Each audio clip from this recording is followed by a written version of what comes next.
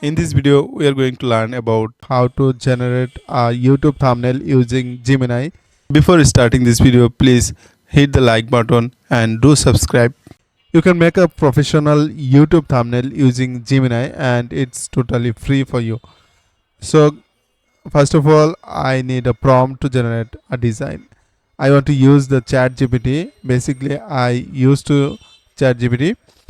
I have a prompt or command to get a professional YouTube design prompt, so that I have written here a prompt to get this prompt.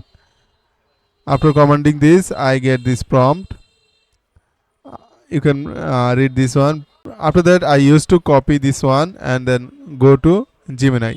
You can see it's a Gemini dashboard, and then just click paste here the prompt and click to create image, and from here the pro or fast, you can click anyone from here and then click to submit.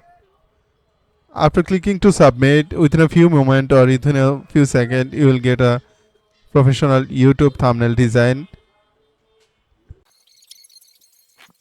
So our design is ready. You can see it's a very professional and minimalistic design. After completing the design, just click to download full size.